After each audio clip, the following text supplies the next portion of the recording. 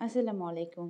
আজকে একটা অরেঞ্জ কেকের ডেকোরেশন করে দেখাবো। খুব সুন্দর এবং খুবই কিউট একটি ডিজাইন হানি বি থিমের কেকের আজকে ডেকোরেশন দেখাচ্ছি। আর এখানে আমি স্পঞ্জ কেক নিয়ে নিয়েছি, অরেঞ্জের স্পঞ্জ কেক আর ক্রিমটাকেও আমি প্রিপেয়ার করে নিয়েছি। এটা হচ্ছে অরেঞ্জ ফ্লেভার ক্রিম। আর এখানে আমি ইমালশন দিয়েছি প্লাস আমি যে ফিলিং তৈরি করি অরেঞ্জের সেটা দিয়ে দিয়েছি। আর এবার আমি বেসটাকে রেডি করে নিচ্ছি। বেসটাকে আমি সেট করে নিচ্ছি বোর্ডের সাথে।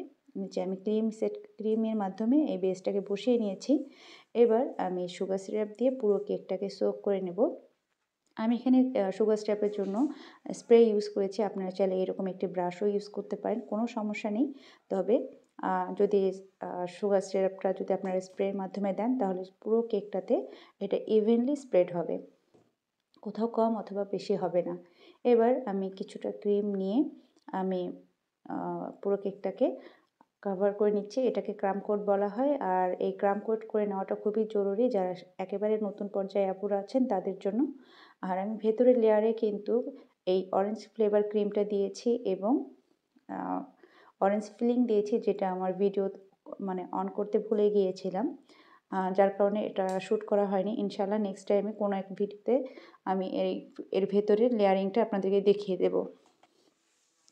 এবার এই যে ক্রাম কোট করে রেখেছিলাম, এটাকে আমি ফ্রিজে রেখে দিয়েছিলাম 15 মিনিটের জন্য। এবার এটাকে আমি সুন্দর করে ফাইনালভাবে কোট করে নেব।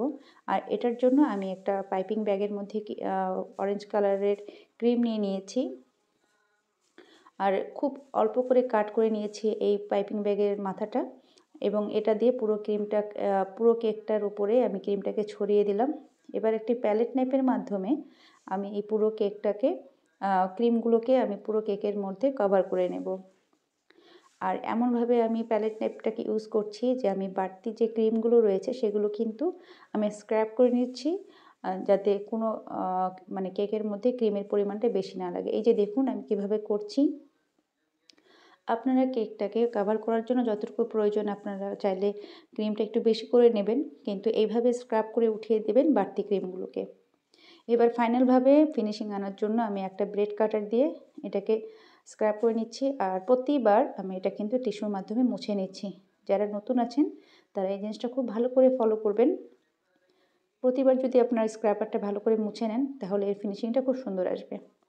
আরেকটি গুরুত্বপূর্ণ টিপস হচ্ছে, কেকটাকে যখন আপনারা কোট করে নেবেন ফাইনাল ডেকোরেশনের আগে অবশ্যই ভালো করে ক্লিন করে নেবেন। এইবার এটাতে বর্ডার লাইন করার জন্য আমি একটা স্টার নজল নিয়েছি এবং সেটা দিয়েই আমি সেম ক্রিমটা দিয়েই কিন্তু আমি এখানে বর্ডার তৈরি করছি।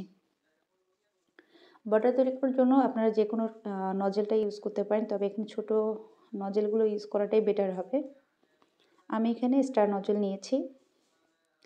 এই যে পুরো কেকটাতে আমার কমপ্লিট করা হয়ে গেছে। এবার এটাকে আমি একটা গ্লেজ দিয়ে আমি পুরো কেকটাকে কভার করেছি। চকলেট ড্রিপিং, এটা হোয়াইট চকলেটের মধ্যে আমি অরেঞ্জ কালার দিয়ে এই ড্রিপিংটা তৈরি করেছি ক্রিমের মাধ্যমে। আর ওপরে যে হানিবির যে এটাকে কি বলে আমার অ্যাকচুয়ালি এখন এই মুহূর্তে মনে আসছে না, সেগুলোকে আমি চকলেটের মাধ্যমে বানিয়েছি। অন্য এক সময় আমি এগুলো মেকিং ভিডিও আপনাদেরকে দিয়ে দেবো ইনশাল্লাহ। আর কিছু ফন্ডেন্টের ফুল তৈরি করেছিলাম। এটা যেহেতু হানিবি থিমের কেক, খুবই পপুলার একটি ডিজাইন। আমার পেজ থেকে এই কেকটি কতবার তৈরি হয়েছে আমার অ্যাকুরেট মনে নেই, তবে এবার আমি এটা অনেক দিন পরে করলাম। আমি আমার কাজের প্রথম দিকে এটাকে আমি অনেকবার করেছি, প্রায় 8-10 বার হয়ে গেছে। তা অনেক বছর পরে, প্রায় 2-2.5 বছর পরে এই কেকের অর্ডারটা আবার এসেছে। আর আমার এই ডিজাইনটা এত বেশি পছন্দের কি বলবো। কাজটা যখন করেছি খুব আনন্দ নিয়ে কাজটা করলাম, কারণ এই ডিজাইনটা করতে আমার ভীষণ ভালো লাগে। তাই আমি এখানে কিছু ফুল তৈরি করে নিয়েছিলাম অরেঞ্জ কালার এবং হোয়াইট কালারের। এই পুরো ডিজাইনটার উপরে আমি এখন এই ফুলগুলোকে স্প্রেড করে দিচ্ছি। ডেকোরেশনটা অ্যাকচুয়ালি যার যার পছন্দ অনুযায়ী করতে হয়, তবে যেহেতু আমরা একটা বিজনেস পর্যায়ে নিয়েছি তাই অবশ্যই ক্লায়েন্টের পছন্দটাকে প্রায়োরিটি দিয়ে কাজ করতে হবে। আর এটা যেহেতু হানিফি থিম তাই অবশ্যই মৌমাছি তো মাস্ট থাকতেই হবে। এই যে দেখুন কিছু কিউট আমি মৌমাছি তৈরি করেছিলাম। এগুলো সবগুলোই কিন্তু খাওয়া যাবে। আর সবগুলোই ফন্ডেন্টের যেহেতু, তাই এখানে পুরো পুরো কেকটাতে যা যা ইউজ করা হয়েছে সবই এডিবল। আর মৌমাছি থাকবে, আর উড়ন্ত মৌমাছির ব্যবস্থা থাকবে না, তাহলে কি হয়? এই যে দেখছেন আমি একটা এখানে নন এডিবল একটা ওয়্যার নিয়েছি। এটা এটা সাধারণত ফুল তৈরি করতে ব্যবহার করা হয়। এই ওয়্যারটাকে আমি পেঁচিয়ে এটাকে একটা স্প্রিং টাইপের তৈরি করে নিয়েছি এবং সেটার উপরে আমি একটা মৌমাছি বসিয়ে দিলাম, যাতে বোঝা যায় যে মৌমাছি উড়ে বেড়াচ্ছে। এরকম একটা ইফেক্ট দেওয়ার ট্রাই করেছি। খুব ভালো লাগে এই ডিজাইনটা। আশা করি আমার মতো আপনাদের কাছেও এই ডিজাইনটা ভালো লেগেছে। অত্যন্ত কিউট একটি ডিজাইন। কেমন লেগেছে অবশ্যই কিন্তু কমেন্ট করে জানাবেন। আজ তাহলে এই পর্যন্ত। দেখা হবে নেক্সট ভিডিওতে ইনশাআল্লাহ।